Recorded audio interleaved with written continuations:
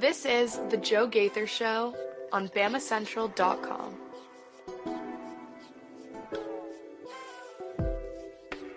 Good morning, Tuscaloosa. Good morning, Tuscaloosa, Internet World, West Alabama. How are you doing today on a Thursday?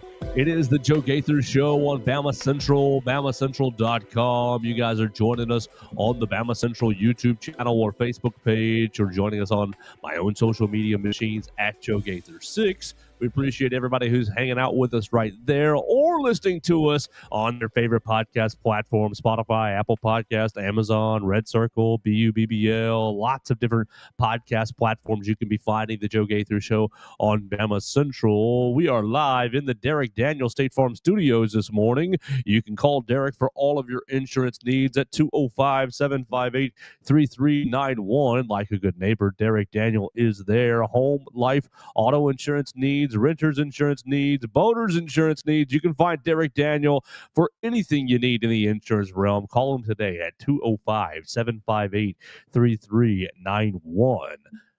We're going to have a lot of fun here as it's a Thursday. We're going to have Football Friday tomorrow. We'll get Katie Wyndham on tomorrow, and she's going to tell you all about her brand new podcast that she's starting up. So we cannot wait to have that happen tomorrow with a real Football Friday. Huge slate of games to talk about for this weekend ahead.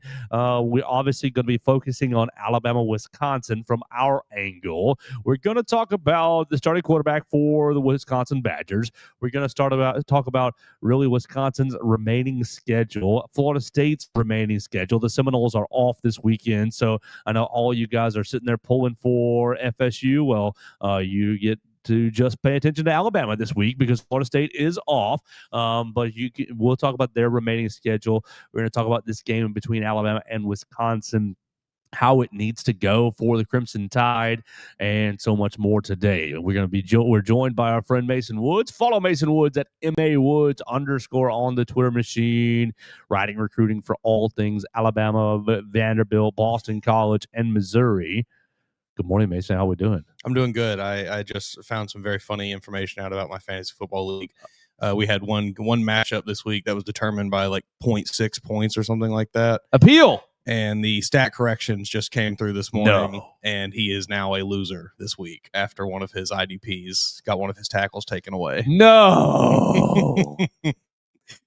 And it is causing some ruckus in the group chat. Oh yeah. Go from a 0.6 winner to a loser by 1.4. I won by such a large margin that my stat corrections did not matter. So, I didn't have to worry about that because, again, I won by such a large margin. But, some other people have to be concerned about those kinds of things.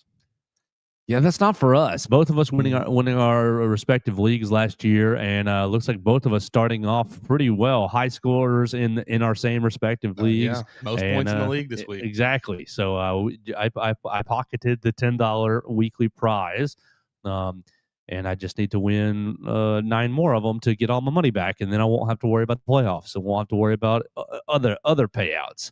We'll see if we can't do it at least just one more time this year. Playing a guy who played in the finals last year this week. Ooh-wee. That's why I played week 1. All right. Beat him again. There you go. Let him know. New year, same story. He's the commissioner of our league, actually, so it really hurts for him. Same story. New season. New. Same book. You're reading from the exact same book. You're getting whipped by Mason Woods' fantasy football team. Man, that is just an unbelievably tough way to open a Thursday for somebody right there, finding out they went from a win to a loss. 2-0 looks a whole lot better than 1-1. Right. He still got league median, which, we do the little median thing to get you the extra win there, the extra game every week. But, man, that's tough. I would be upset. Yeah, just as you were planning on being in the top half of your league, now week 2 becomes dire almost. Man, oh, man. But, yeah, I'm doing good today. Who are the Packers playing tonight? The Commies. Oh, man. Packers and Commanders tonight. So we will not be watching any of that. We're going to be at 2 dimes. Decisions to make, yeah. We're going to be at 2 dimes, and there's no decision for us.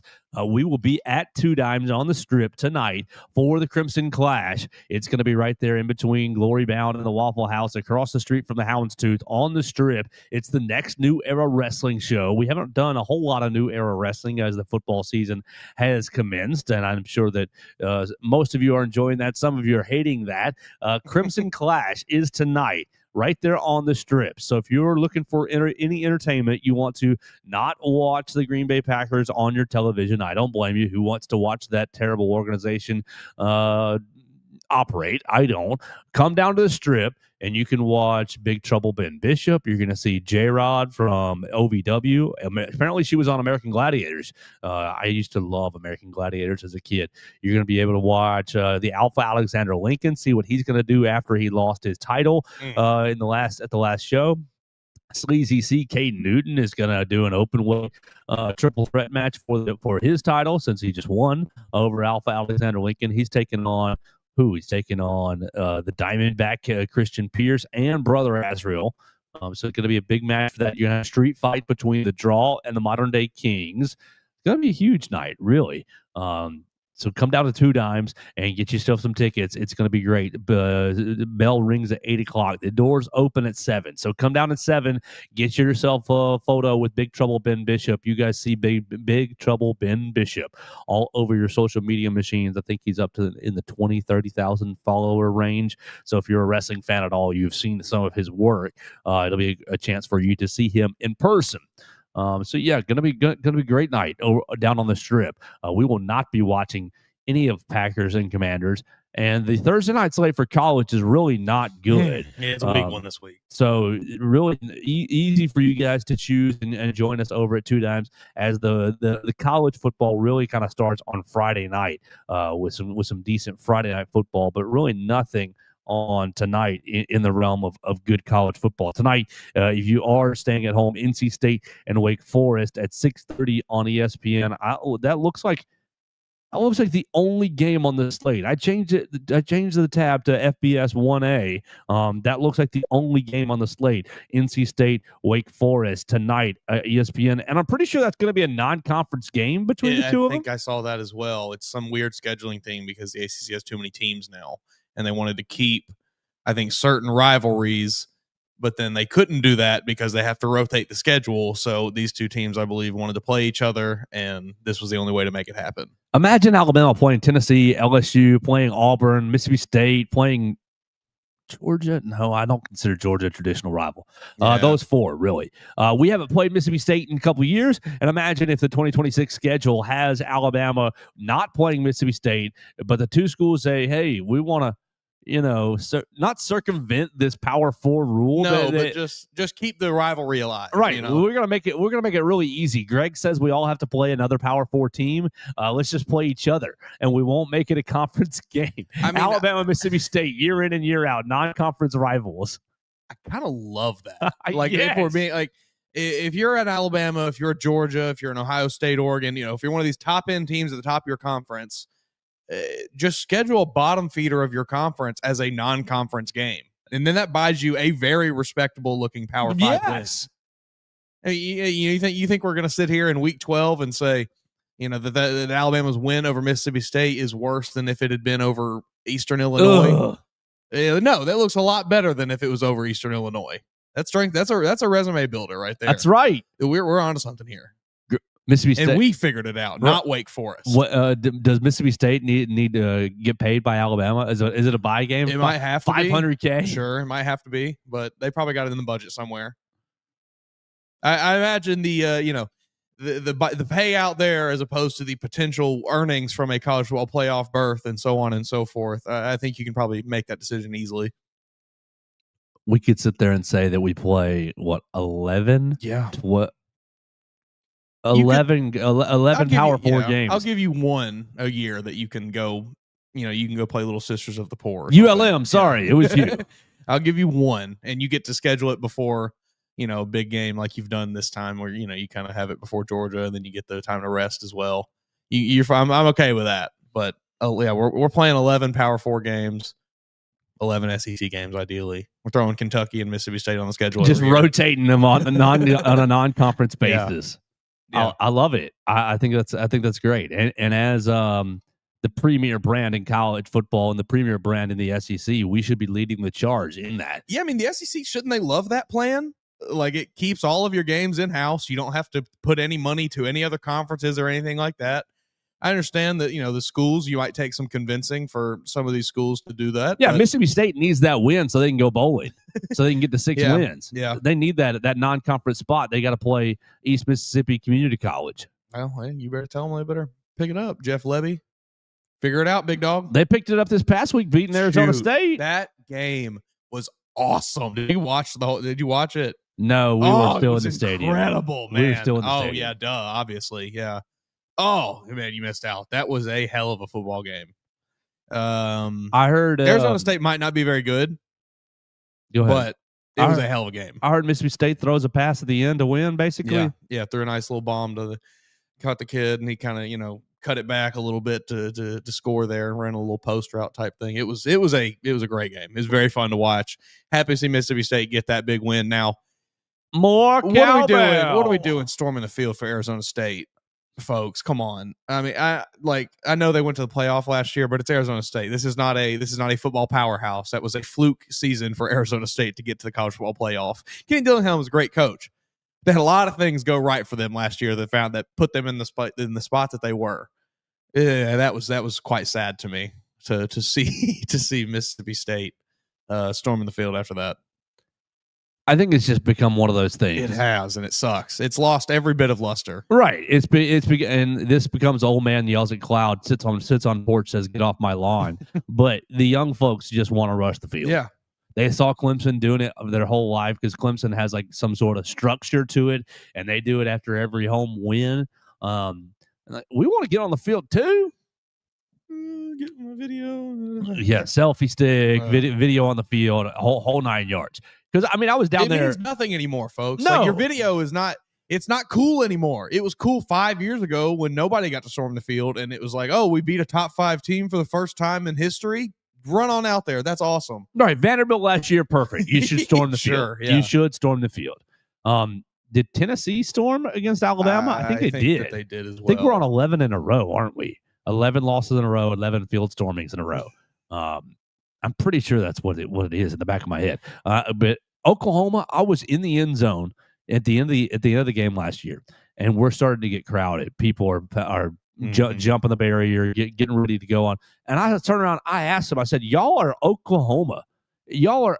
I'm sorry, Joe's take. You're a blue blood program. I mean, yeah, historically, you are on par at least with Alabama. Yes. I said, "What are y'all doing?" "Well, we're going bowling. We're going to be bowl eligible." You should be pissed. I'm like, yes, bowl eligible is like a baseline goal for a program like Oklahoma. You guys should be not booing because y'all won. Sure. You pull off a big win, but like you should be walking away thinking, yeah, that's right. That's how we should play. You shouldn't be, "Oh, praise the Lord, let's go rush the field." I can't believe we did it. Right. And so they rushed the field early. Yeah. And I'm sitting there on literally at the 50 in the middle, and the PA announcer is all, "Please get off the field. The game is not over." And I'm like, what are we doing now? It's just gotten way out of hand. What's going to be the? Is Georgia going to storm the field? Who's going to be the first stadium that puts up like hockey plexiglass walls around so nobody can storm the field? Because Georgia needs to those checks for those penalties from the SEC, I bet, add up. Yeah, $500K for Mississippi State this week for storming the field against Arizona State. I mean, that's a wide receiver for Mississippi State this coming season. That's a new quarterback after Blake Shapen leaves or whatever. That's man. Right. I'm talking to a state buddy who is outside of his mind and going nuts. And I say, "Hey man, it's about a B+ win. Like, good job. It's about a B." We'll see how Arizona State finishes. Right. It's a good win. It's probably a better win than that for Mississippi State, given their competition level over the last couple of years. But in the scheme of college football, that's a B+ win. And Mississippi State, we don't have a lot of B+ wins on our resume, especially under Jeff Lebby so far. But goodness gracious, shouldn't our bar be better than that? Are y'all going to rush the field when you beat Ole Miss? If you beat Ole Miss, you're going to rush the field. They will. That's disgusting. Have some sort of pride about yourself. Have some sort of standard about yourself. I was talking to, watching that game and talking to some friends of mine about just the plight of a Mississippi State fan. It has to just be you spend all day just reminding people, hey, Dak Prescott went here. Remember him? You remember Dak? Because like, what else do you have? Go Cowboys! what else? It's I imagine it does have to be. You a got tough Montez spot. Sweat on the Chicago Bears. Hey, there we go. It does have to be a bit of a tough spot, but yeah, it's just to see you're in the SEC, like you are. I don't care where you're at in the SEC because you are a bottom feeder of the SEC, but it doesn't matter. You're still in the SEC. Like you still get. You still get to carry yourself as if you're better than the rest of the country. No, football. you don't. You absolutely do. You get to wear that SEC on your jersey, and you get to say, "I'm in the SEC," and you're not, buddy. And we're in the bottom. It doesn't matter though. It doesn't matter because you are in the best conference. We play the best of the best. You shouldn't be storming the field beating a non-SEC team just on a base level. Unless it's Ohio State or something. There needs to be rules here. If you're storming the field, it has to be either you haven't won a game in. Yeah, sure. We're going to put a hard mark on right. In how many games? 8? We'll say you haven't won a home game. Yeah, you're 8 or 10 0 and 8 in the last or 12 8 home games. I think 8's fair. All right, you haven't won a home game. Yeah, 8's fair. You haven't won a home game in a year. Seasons almost. Or one. This one, basically one. Just one. 6, 7 home games. We probably got to make that more than, we probably got to go like 15, 16. All right, you either haven't won a home game in 2 years, and yes, you can storm the field against anyone. Sure. Right, great job. You are beating a top 10 team. 5? I would say 5. Okay. It just depends on who you are. If you're who was it that almost, oh man, I'm blanking on who, but if you are just some tiny school and it's basically a bye game and you're upsetting a top 10 team or whatever, top 25 team, whatever, that's fine. Did Tarleton rush the field against Army? I think they did, and that's probably okay. I think you're allowed to probably do that. I imagine that was their first FBS win. Right. If your opponent is one level up, like if it's 1AA and you're beating a 1A school, you can rush the field. You can rush the field if you are in the non-Power 4 beating a Power 4 team. Yeah. Yeah. I think even that, we might get a little hairy even there though. You look like I don't know who it is, but a top, Tulane, for example. If Tulane comes out and beats Northwestern, sure. Is that really doing? Is that moving the needle for anybody? They're going to come out and beat Duke this week. 1.5 point underdogs. That's what I'm hoping for. I love Tulane. It's something about those colors. The little fighting wave on the helmet. It's amazing. I love Tulane. Go Green Wave. Roll Wave Roll. Let's see what you got this weekend. Get yourself a revenge chance against Darian Mensah. Man, I couldn't believe he transferred. And I'm sure there's probably some story there that I'm not privy to, but just very strange. Money. Like, does Duke they got it like that for football? They spending like that for football though? They got wealthy donors. But like, they care about football? Of course, it's a basketball school. But if I can buy a quarterback, Mason, I'm not buying a left guard. I'm buying a quarterback. I'm buying the face of our program. Yeah, everybody knows a quarterback directly correlates to wins. Ugh. No, that's an easy way to trigger me. Oh yeah. You want to talk about a quarterback and see if Wisconsin's got a quarterback? They're going to come down this weekend. We'll see what they have this weekend. Okay, you got news today breaking this morning. Pete Thamel and several other people basically going out there and reporting that Billy Edwards Jr., who walked into the year as Wisconsin's starting quarterback, is unlikely, quote, unlikely to play this weekend against Alabama. Billy Edwards Jr. suffered a non-contact knee injury in the first game against Miami of Ohio, about middle of the second quarter, if I can remember on my rewatch yesterday. Suffered a non-contact knee injury. Billy Edwards Jr. by way of Wake Forest and Maryland. Last year at Maryland, threw for 2,800 passing yards, 15 touchdowns with 9 interceptions. Also had 158 rushing yards and 5 touchdowns. So is unlikely to play against the Crimson Tide. Now, we kind of thought that was going to be the case after he did get hurt against Miami of Ohio. They bring in Danny O'Neal into the game against Miami of Ohio. They ended up winning the game against Miami of Ohio, 17-0, and really looked bad doing it. Ended needing They were up 3-0 at halftime. They ended up needing an almost pick six to set them up on the goal line to score the last touchdown to take them from 10-0 to 17-0. They really did not look good offensively. But the next week looking a lot better with Danny O'Neil. Danny O'Neil comes in by way of San Diego State. He's a sophomore, is that right? Yeah. His freshman season at San Diego State, this is the current quarterback, the one who's likely going to play against Alabama on Saturday. Danny O'Neil passed for 2,100 yards, 2,181, 12 touchdowns, 6 interceptions, also had 93 rushing yards and 1 rushing touchdown. So far through basically 1.5 games with Wisconsin, he's thrown for 400 yards, 4 touchdowns, 2 interceptions. He has 24 rushing yards and 1 touchdown on the ground. So 5 total touchdowns in a game and a half against really, really subpar competition. You know, you want 2 picks. Ooh. Yeah, not good. 3-star recruit was considering offers from Colorado, Indiana, Louisville, Purdue, Northwestern, Syracuse, Wake Forest, West Virginia. Committed to Colorado, then Deion ran him out. Right, decommitted, and ultimately chose to play for San Diego State. That probably is, timeline wise, that might have been actually what happened to him. It might have been Shadur showing up that ran him out of town. O'Neil, shortly after the conclusion of Colorado's regular season finale, O'Neil decommitted from the Buffaloes. This would have been the end of the 23 season.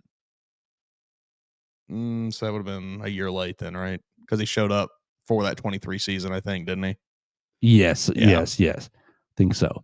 So Danny O'Neil becomes the likely starting quarterback for the Wisconsin Badgers against Alabama. Danny O'Neil, I watched the Miami of Ohio game, and I've watched bits and pieces of the MTSU game, and I've tried to watch Wisconsin closely, but they're not good. They're not good. You've got a couple skill. We talked about it yesterday. You got a couple skill position guys that I like. Who's the wide receiver? Vinny Anthony. Vinny Anthony, I like him pretty decently. Tretch Kekahuna has been effective in the running game, kind of getting him the ball on speed sweeps type stuff, on motion, read option. We're going to pitch it out to you kind of guy, swing pass kind of guy. So Tretch Kekahuna has some athleticism to him, but really, I'm just not seeing an offense that is going to put the Alabama defense to the test, and that continues with Danny O'Neil under center. If it was Billy Edwards, okay, you have a little bit of your artillery is a little better, right? You don't have just what's a tiny BB gun, a little 22. You've got You've got something with that can actually take down a bullet, take down a bear, maybe. Maybe I'm just not respecting this Wisconsin team enough. But I've put them on all week on my tape at home, and just thought this is not a good football team. That video that you shared with me of the extended highlights, or the kind of shortened game film, whatever it is, whatever you want to call it. It just gave me no reason to think that they really have any chance of doing anything in this game. I think that, when Alabama plays a team that can match up with them athletically and can match up with them speed-wise and things, that's when they have issues. This is just not going to be one of those times. I don't think Wisconsin has really anybody on the field for them that is faster than really any one player on Alabama. I'm with you. Maybe I'm disrespecting the Badgers here, but I don't see much to give me any reason to put any faith in them in this game. I think Alabama, I didn't have any faith in Alabama last weekend against ULM. They completely proved me wrong, and I will have some faith in them this weekend, and that they're probably going to win, and I would imagine cover that. If it's still at 21, cover that 21. Yeah, it's still. Let me double check and make sure that it is still. I'm sure. I mean, I can't imagine that the announcement of 20 and a half currently. So if you think Alabama's going to win by 3 touchdowns, which I kind of do. Yeah. The money is the line is working towards your direction, towards your favor. Maybe you can hope for another $1 or $2, another point or two coming off that to get to 18 and a half. but I think 21 is a safe number here. Yeah, I think I feel good about that. Kalen DeBoer is not a dumb man. I know a lot of you may have thought that he was after week 1, but he is not a dumb man. He is going to he put up 73 points against ULM for a reason, folks. I think he's going to keep the foot on the gas to keep you people happy. I would expect Alabama to be doing everything they can to have a very high scoring output once again this week, and I think they'll be pretty successful in that as well. I expect to see another like 50-point performance or so from this Alabama team this week. So in the last game, Danny O'Neal with against MTSU, 23 of 27. So really good completion percentage, 283 yards. Pretty good, man. Hey. 3 touchdowns and 1 interception. He took 3 carries for 11 yards as well. If I'm Wisconsin, it's because I did like the running back room a little. Do I want any of their running backs over the Alabama running backs? No, I'll just be clear on that. But I like Dylan Jones, I like Cade Yakimelli, and I like Darian Dupree. I mean, that's kind of Wisconsin's bread and butter usually. They produce some good running backs, some decent, trench guys. This room is about almost a B+ room. This room is an 85, 86. I like Darian Dupree, a little bit of a speedy guy. I like Dylan Jones as well. Yakimelli can kind of do a lot of things, but I also just love that last name. It's a great name. Cade Yakimelli. 4 yards for Yakimelli. I bet, as much as I don't love Gus Johnson, I bet hearing him say Yakimelli on a Big Noon kickoff is probably pretty nice. Yes. So if I'm Wisconsin, if I'm their offensive coordinator, I think that yes, exactly. I think that I'm just run the ball, buddy. How patient can you be? Yeah. Who can be more patient? Can we make this? I know it says 1st and 10 out there, boys, but this is actually a 1st and 3. It's 1st and 3. It's 2nd and 3. It's 3rd and 3. It's 4th and 2. The whole game. And because I don't think you're getting down the field on this Alabama team. I don't think any of these wide receivers, you're not going to throw over them. I don't think that Danny O'Neal has the arm talent to push the ball down the field against this secondary. I think that Danny O'Neal has the arm talent to do what Thomas Castellanos did in the first game, where if you've got everything schemed nicely, I can hit 10 passes that are 12 yards away, 8 yards away, and let my receivers do the work. I think that you're going to see a lot of underneath action.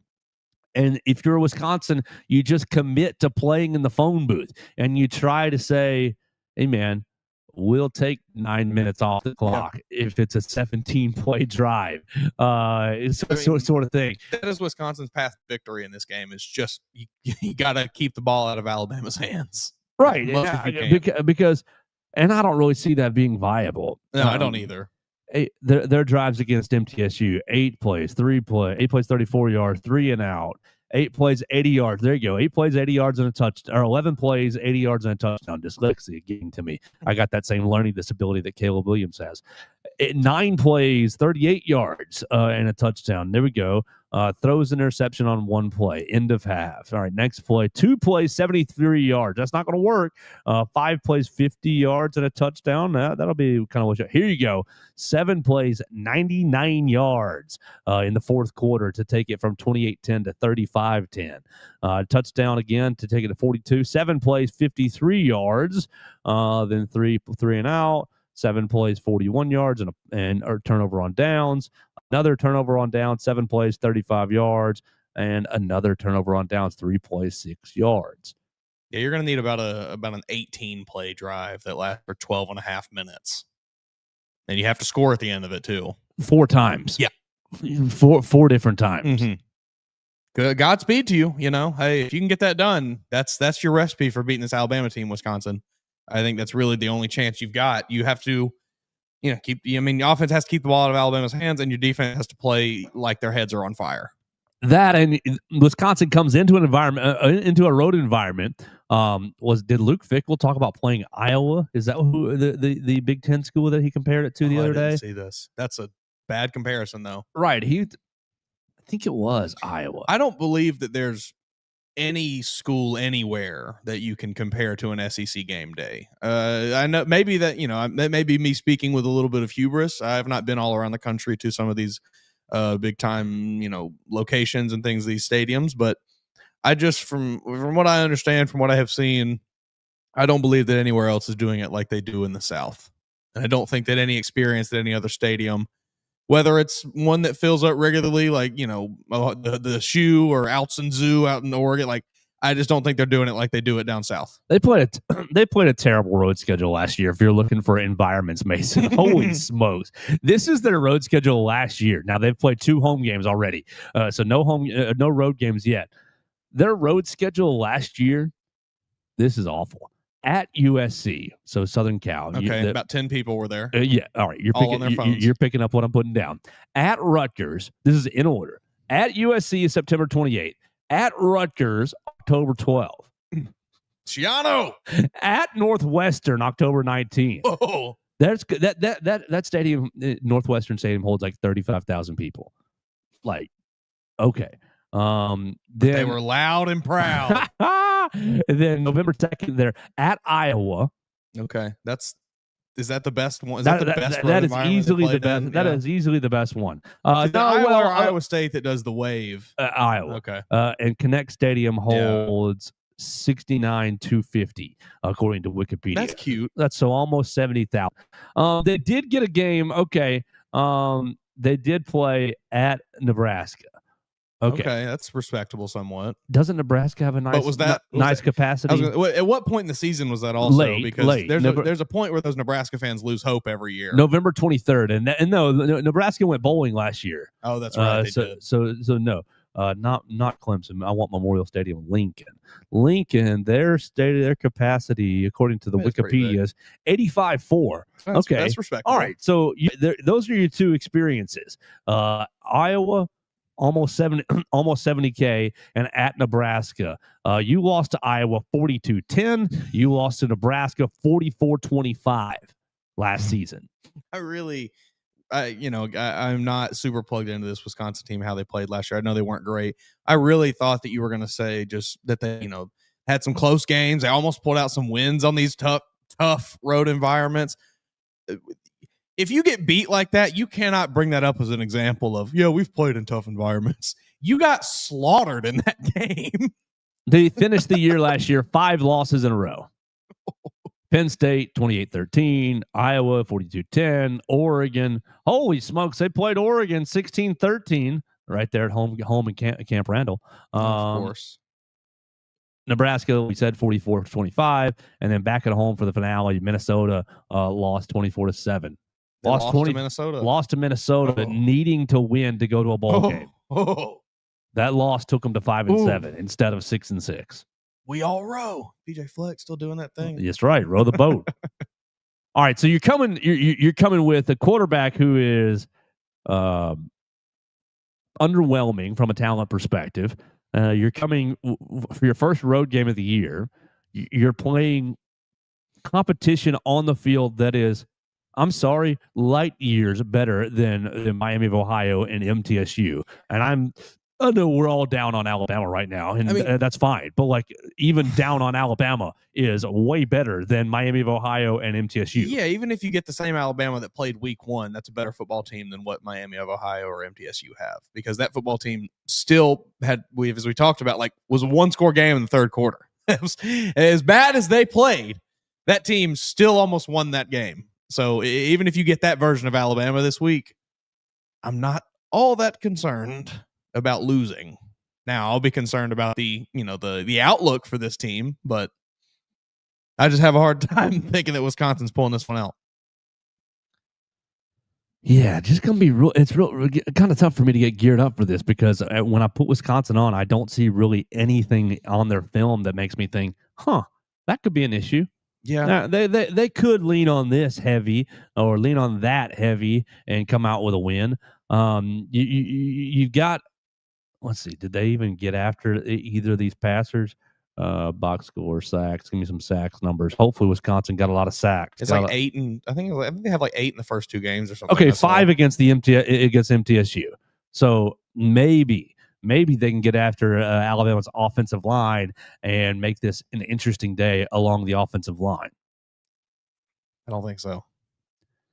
All right, Ryan Grubb, pound the ball. Yeah, pound that ball, Ryan Grubb. We mentioned the keys of the pathway to victory for them. Run that ball. but like, even if you do get those very long sustained touchdown drives where you're taking 10 minutes off the clock, 8, 9, 10 minutes off the clock, like, your defense still does have, your defense has to do its part too. And good luck. Good luck keeping Jeremy Bernard out of the end zone. Good luck keeping Ryan Williams, Isaiah Horton, whoever, Lozier Brooks, whoever. Good luck, buddy. Run that ball, Ryan Grubb. Pound it right at their faces.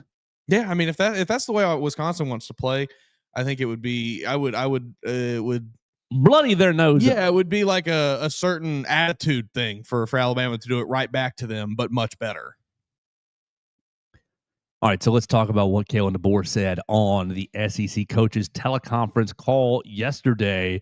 The only real notable things that he talked about were injury related, calling Jamarian Latham, calling Tim Keenan, and Jam Miller, all game time decisions.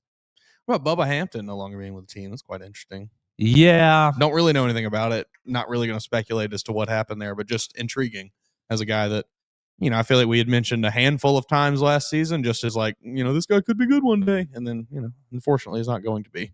Well, I think that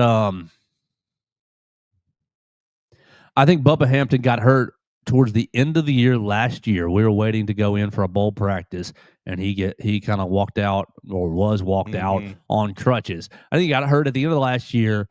I have no idea what the circumstances of him not being on the team are, whether it's his choice, whether it's DeBoer's choice, whether it's academic related, injury related, trouble related. I have no idea. No idea. But just from an outside perspective, to me, it doesn't surprise me that much, considering ending the year on an injury. Sure. You bring in Lozier and Derek Meadows and Isaiah Horton, and your offense and your wide receiver room looks extremely stacked. And then you look at the 26th class of wide receivers, and you think, writing on the wall. Cedarius Morgan, Owen Cabell, Brian Williams Jr. or Thomas Jr.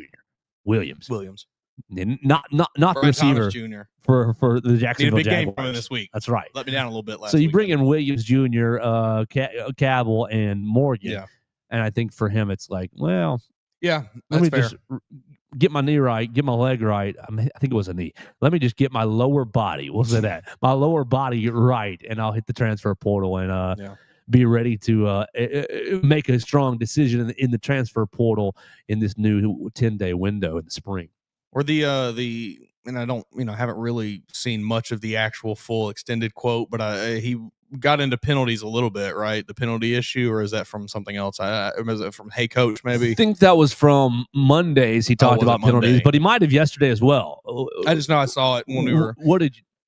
Really, just kind of, and I don't love this answer, just him giving his typical, well, I'll tell you the guys are upset about it. And it's like, yeah. So are we. Fix it. I don't, and the surrounding narrative I'm now seeing kind of pop up from various outlets and things is that this is not a new problem to Kalen DeBoer. This goes way back throughout his entire coaching career. Many of his teams have been a bit undisciplined on the penalty and front. Coach Saban over the last 4 or 5 years. Yeah, but specifically, like, apparently this is not new for DeBoer in DeBoer-led football teams. Apparently, penalties have been an issue for a while, dating back to his time at Fresno State. So it might be part of the game with him, which is unfortunate because I think Alabama fans, especially, you just said, we've seen this for 3, 4, 5 years now. At the end of the Coach Saban's tenure, it was like you were one of the most penalized teams in the country, year in, year out for the last few years there. We need to bring back public embarrassment, Mason. If you commit a penalty, even if they put your face on the Jumbotron and everybody yells, shame, shame, shame. Even if you're Ty Simpson or you're Parker Brailsford or you're Caden Proctor, I'm just trying to think of like the least likely to be subbed out of the game. Sub them out, make them do 20 push-ups on the sideline. What do you like better? Do you like 20 push-ups or do you like 3 stadium steps? You open up the little like stand up there and everyone gets to throw hot dogs at him. Open up the gate, make the boys put some tennis shoes on, because you're not doing it in your cleats, Billy. Because you do it in your cleats and you fall and you're out the rest of the game. Bigger problems. You swap your cleats off, put your tennis shoes on, and you're running 3 stadium steps up and down 3 different times, and you're gonna listen to Gary from Gordo at the top of the section go, Get your bleep right. Get your bleep out of your bleep that's what we and need. start. How about we always have the penalty pedestal on the sideline? It's like the penalty box in hockey, but instead you just go stand there in front of all of the lower bowl crowd. No helmet. Yeah, and they get to just that you get 2 minutes. 2 minutes of sitting there. Boo! Yeah, and you just got to listen to them. They can't. We'll tell them they can't throw anything. That's okay. Right. But no you, spitting. You gotta listen to what they have to say. No spitting. No throwing banana. No throwing sure. tomatoes. Whatever. No throwing hot. But you get boo. Mm-hmm. Get your head out of here. Yeah. Why'd you grab his dadgum face mask? Boo. Nick Saban wouldn't have allowed that. Yeah, that's what they need. Come on, coach. So we got to bring back public shame. We get them in one of those little golf carts and they drive them in just a lap around. Everybody gets to say something to them. You got to stand in the back. Yeah. Just like it's the national anthem, hands behind your back and just stand there and take it. Something's got to be done because we're joking, but I'm not joking. That is part of this, I think, in that once you get to a certain level of football, those little things kind of quit happening because, we're all professionals here. I'm not joking at all. Like, there is a level of these players do need to feel some shame when they commit costly penalties, and I don't know that they necessarily do. It's more of just, whatever, we'll get them next time. It's like, that mentality is great when you drop a pass or when you miss an assignment, but like when you just do something actively stupid, you need to feel a little shame for it. Right. So Coach DeBoer needs to have two categories. You got effort penalties, which kind of, sometimes happen. I'm fine with an effort penalty. I'll take a hold on you're trying to get a guy, you're trying to turn a guy on a sweep. But you false started, dadgummit. Yeah. You delay a game, Ty Simpson, Keelan, get in there. Austin, get in there. We got to have the DJ just throw their picture on the jumbotron and have everybody turn and laugh at them or something. That'd be good. We can figure this out, Coach DeBoer. We can. I'm partial to the push-ups just because when I got to make sure everybody sees the push-ups. Though. Everyone in the stadium has to see them. Right. You got to. You know how the cheerleaders they put the mascot up. They put the mascot and they make them do the push-ups for the points. You take the penalizer and you say, "Come on, buddy, you got to get on the board." And all of the cheerleaders lift up the board, and the cheerleaders are the ones leading the boo, bad form. That one doesn't count. Yeah. You got to do 20 push-ups raised up, and everybody can boo you. I like that because for me, when I was first starting to play football, it was Joe, you're playing wide receiver, and you drop a pass, go to the sidelines, 10 push-ups, and my arms would get to, and I'd be like, I don't want to drop this next pass. I want to focus in and haul it in. What do you think of Fran Brown last weekend making his players run wind sprints after that game? Perfect. Yes and no. That was performative. That was very performative, I thought. Discipline these, young man. It was, hey, everybody, watch me discipline my team. Make sure you see it. Make sure you tweet about it. Make sure you write stories about it. I don't know. Do you think that would be the reaction to Coach DeBoer putting these guys on the push-up pedestal? Yeah, maybe from some people, yes. I think from he comes in a certain swath of fans that are maybe above a certain age, they would love it. Right. They would love it. He comes into the press conference, Coach, you were making guys do push-ups on the sidelines after it looked like it was after they got penalties. Yeah, we're just interested in accountability. We're just trying to. And that'd be cool. That'd maybe be okay if it was. It just felt like when Syracuse did it, it was so like, hey, everybody, make sure you get this. Make sure you watch what we're doing. And I don't know. It felt very disingenuous to me. Why, run your team, go to the locker room, yell at them, and then bring them back out there once the stadium's cleared, and that's when you run your sprints. And then you have one reporter who's up there still working. Oh, catch it, snaps a video of it like that. That'd be good, but it's not. And instead, it's game just ended. Stay out here. We're not going to the locker room, and that's just because he didn't want to go answer questions. Well, he probably had that right there. I don't want to do a press conference. What do you think about Brian Benson not doing a press conference? I don't blame him. I wouldn't have done one either, man. Either. He just got 73 0'd. He just got a 70 burger. So, Coach, what worked for you tonight? I mean, like what questions are you going to answer? Nothing. They're going to walk up and then say, well, "What'd you think about tonight's game?" And you're going to say, "It was bad." I mean, Well, Coach, how are you going to get this thing back on track? By not playing Alabama this next week? Game was not even on ULM's schedule. This was not a game that they are considering in the grand scheme of their season. It's been, oh yeah, we got to go do that. Whatever. They're playing 11 games this season. They're not. That game is not on their schedule. Really, it's just something they have to go do. Yikes. Yeah, I don't blame him. I thought a lot of people, and I didn't see like a ton of people being upset about it or saying, No. we're unprofessional, but just who a lot of like, I've never seen this before. I was like, what do you expect the man to do? Right. Who cares? Who ultimately cares? It doesn't matter. What did you want him to say? Well, Alabama was good tonight. That's just that's Alabama my thing, was is better. Like, I don't know what anybody would have expected out of him other than, I don't even know. I don't know. I respected the move of just saying, you know what, not worth my time. All right, so let's take a small break, and we'll come back. I want to look at Wisconsin's remaining schedule, and I want to look at Florida State's remaining schedule, because I think these will be important things to keep your eyes on if you're an Alabama Crimson Tide fan. Get ready, Tuscaloosa. New Era Wrestling presents the Crimson Clash. The hottest local wrestling show in town slams into Two Dimes on Thursday, September 11th. Witness the chaos as social media sensation Big Trouble Ben Bishop brings his larger-than-life swagger to the ring. The man is 6'12", he weighs 15% of a metric ton, and is bringing every bit to Tuscaloosa. Feel the heat when our new champion Sleazy C. Caden Newton defends the open title, and don't miss the brutal street fight between the modern-day Kings and the unstoppable force known as the Draw. It's the same weekend as Alabama hosting Wisconsin, so keep the Tuscaloosa energy high with the Crimson Clash. Doors open at 7 p.m. and the bell rings at 8 p.m. at Two Dimes on the Strip. Grab your tickets now on Eventbrite by searching New Era Wrestling and use promo code RADIO for 20% off. New Era Wrestling, where legends are made and the battles are epic.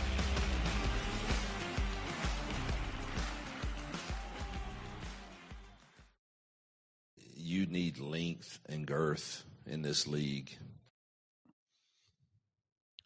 And welcome back to the Joe Gaither Show on BamaCentral, BamaCentral.com. You're watching us on the BamaCentral YouTube channel, on Facebook, on the BamaCentral Facebook page, listening to us on Spotify, Apple Podcasts, and Amazon. Lots of you are doing that. I appreciate that so much. If you are doing that yourself, go ahead and subscribe to the page on those podcast platforms. Hit 5 stars, hit a like on it, help it get out to other people. We appreciate so much everybody jumping in and joining the Joe Gaither Show. In the last few months, we've had a lot of listeners adding to the program. Mason, I want to finish by looking at Florida State's schedule, and I want to finish by looking at Wisconsin's schedule, because I think that, we did all this sky is falling talk after the first week, and everything is over and the world is ending after Alabama loses to Florida State. But I think by the end of the year, by the time you get to December 1st, you're going to look at that first week and say, that wasn't so bad. That's loser talk. It still was pretty bad. All right, that's fine. That's fine. It still was pretty bad. It was pretty bad. Was it pretty bad if Florida State runs the table? Yes, it's still like it was not a result thing. It was a the way it happened thing. People were much more upset with how we got to that result as opposed to the actual result. Okay, I think that's fair. I think we talked about it, like, if it had been a close game where Alabama loses on a field goal or something at the end, like, we're having much different conversations. It was somewhat close. It was a 7-point game in the fourth quarter. But it was the way that it all unfolded, where you just very clearly saw examples of little effort, of guys not really caring a lot, and guys playing sloppy. That was what I think caused a lot of the reaction to that Florida State game. Now, I mean, yes, if Florida State goes on to win a national championship, there will be a lot of fans saying things about, "Oh, you see that win wasn't that bad?" What, like. I still think it was mostly just about how they lost rather than them actually losing. Certainly, there's an argument to be made that if Alabama had played hard throughout the whole game, then maybe the Crimson Tide would have won. Florida State's still a good football team, though. Yeah, they are still a good football team. They are not 2-8 or 2-10 Florida State at all. All right, they're 2-0 right now. They're off this week, so no, you don't get to watch Florida State this week. Let's look at the rest of their schedule, because it looks pretty manageable to me. in my opinion, 3 challenging games left on this schedule. You are home against Kent State next week after a bye. All right, watch out for them Golden Flashes. Woo. Nick Saban's alma mater right there. Probably going to be a pretty comfortable, easy win. Then you go to Virginia, not a good football team. 6 o'clock on the Friday night. The Friday night before Alabama plays Georgia. So you'll be able to watch Florida State if you don't make it out to a high school football game. And then you have you catch your hardest game of the year. You've got Miami at home. This is where Alabama fans lock in to hate watch. Miami, not Florida State. I mean, you hate watch to hopefully see Florida State lose. No, we want Florida State to keep winning. I don't think that's the place that is occupying many Alabama fans' minds. Well, they want to be. see the team that beat them lose. Well, they need Florida State to continue to win so that the loss looks better and better and better. It's not going to matter that much at the end of the season. It's a week 1 loss. It's Florida State could go 2-10 again, and as long as Alabama wins out, they're fine. Well, sure. Alabama still holds the ball is still really in Alabama's court, not in I don't think I don't think you'll find many Alabama fans that will root for this Florida State team this year. I'll just say that. Well, they need to be. Yeah, we'll just say. I don't think it matters that much. It will if Alabama's 9-3. But then you have bigger fish to fry. Like you're right there on the bubble at 12, 13, 14, You 15. got bigger issues than and you need Florida State to be ACC champion. But it doesn't matter at that point because again, you have bigger issues. Well, 9-3 is not crazy. That's not that bad. That's pretty bad. No, it's pretty bad. No, you were flirting with the playoffs last year at 9-3, and it was your worst season that you've had in 15 years. Well, we're operating on a different scale here. I'm just saying, like I don't think that you need to. You don't need this Florida State team to go on and run the table. It's not that deep. You do if you go 9-3.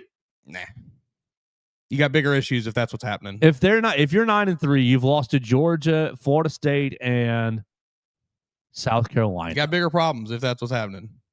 I just don't think it matters. It is a week 1 loss. It's not going to matter that much. You don't need Florida State to go undefeated here. Now 2-10, sure, that might look bad, but like as long as they're 6-5, 6-7, like you're fine. Well, they're going to be that. I'm counting Kent State, Virginia, Miami. You can put it in the gray area. You can give them a loss. I don't care what you put it as. Pitt, probably a tough game, but not Holstein, baby. But doesn't look overly tough on paper. You go out to Stanford, who you Worst should team in the destroy. Right. You have Wake Forest, who you should also destroy. At Clemson, probably a loss. You've got Virginia Tech and NC State, probably 2 easy wins. And then you're at Florida, will Florida even have a football program by then because their schedule is so dang brutal? I'm surprised. I mean, they're going to burn the whole thing down after last week. 9-3 is not crazy here for Florida State. 10-2 is probably where they're going to land. You go 11-1, you're challenging for that ACC title. You lost in your opening week to an ACC champion. Who cares? I mean, I don't understand what is the argument here. I'm confused. The argument is week 1's result really wasn't that bad. Yeah, I'm saying it doesn't matter regardless. It doesn't matter that much. Florida State could go on to lose 7 games this year and it still doesn't matter that much. It is all about what Alabama shows the rest of the season. What Florida State does this year has no effect on Alabama whatsoever. If Alabama plays the way that they played against Florida State the rest of the season, they'll be a bad football team, and they will lose a lot more games. If they play the way they played against ULM the rest of the season with some fire and some actual spirit and heart about them, you're probably winning 10 and 11 games this year. But if you find yourself on the bubble, you're wanting Florida State to be good. It doesn't matter that much, I don't think. It's week 1. If they beat you in week 6, sure. It's a week 1 game. What does week 1 versus week 6 have anything to do with it? It's later in the season. Nobody cares about week 1 losses. That's the entire narrative surrounding a week 1 loss. It's week 1. Who cares? Okay. All right. It'll be fine. It's a 12-game season. We'll get here in December, and everyone on that playoff committee is going to not even remember this damn game. That actually is probably true. Let's look at Wisconsin, though. Wisconsin has an awful schedule. It's so bad. You've got your 2 wins, Wisconsin. I hope you enjoyed that. You're at Alabama. Oh man, you're at Alabama, and okay. So I don't think it's going to be a contest this weekend. No, I think I can feel confident going ahead and throwing out like a 50-10 victory. Yes, I think this 21 is easy money if you're looking to gamble here. Then you got Maryland coin toss game. Okay, Sure. At Michigan loss versus Iowa, probably a loss. Versus Ohio State loss. At Oregon loss. Versus Washington, which Washington's kind of feisty this year. 50-50, probably a loss. At Indiana, loss. Versus Illinois at home, loss. And then you finish with at Minnesota, who you lost to last season. Is this team 2-10? They just might be. They might close the season out with 3-9, 10 straight losses. Oh, maybe you beat Maryland and then and you only end up with 8 straight losses, and you finish the year 3-9. Is that good? I mean, are they firing coaches in Wisconsin for that, or are they just saying whatever? I think move on to basketball season. I think they're firing coaches because what I've been reading over the last 2 weeks is just the fact that the fan base is in a pretty apathetic place. That's not great. Never where you want to be. No, it's not. So I mean, we kind of talked about it. Like, was it Monday or Tuesday, whatever? Or Tuesday, I guess it was. It just how I still feel like it was strange that Luke Fickell took that job, and it always felt, at the time, like, yeah, he's just gonna wait for a couple years until that Ohio State job opens up. And here we are 5 years later, and the job still has not opened up, and he's just stuck in Wisconsin. On Wisconsin, plow right through that line. We will fight for the red and white. Da, da, da, da, da. That's the first time I've ever heard that. I don't know. Only reason I know that is my high school used Wisconsin's theme right there.